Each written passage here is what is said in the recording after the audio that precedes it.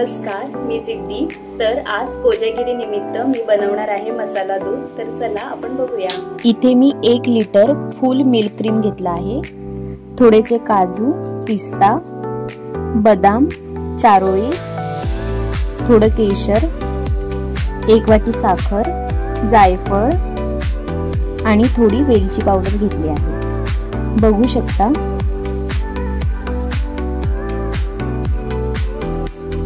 आता मी कढईमध्ये काजू, बदाम, पिस्ता, चारोळी हलकेसे भाजून एका प्लेटमध्ये काढून घेतलेले आहेत।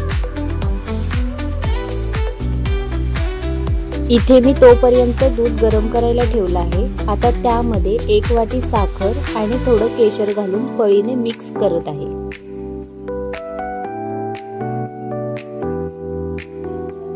तोपर्यंत मिक्सर मध्ये जो भाजलेला सुका मेवा आहे तो मी बारीक करून घेते।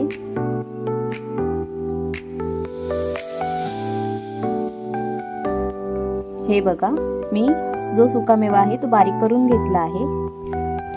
10 मिनिटं झालेली आहेत। दुधाला चांगली आता उकळी आलेली आहे।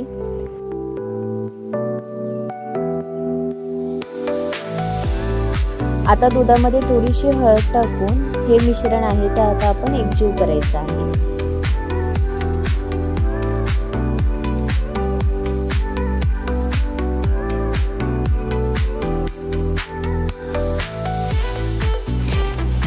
आता थोडं गॅस कमी करून दुधामध्ये बारीक केलेला सुका मेवा, जायफळ आणि थोडी वेलची पावडर टाकून घ्यायची आहे। आता छान पळीने एकजीव करून आपल्या आवडीनुसार पिस्ता, केशर, चारोळी टाकून घ्यायची आहे।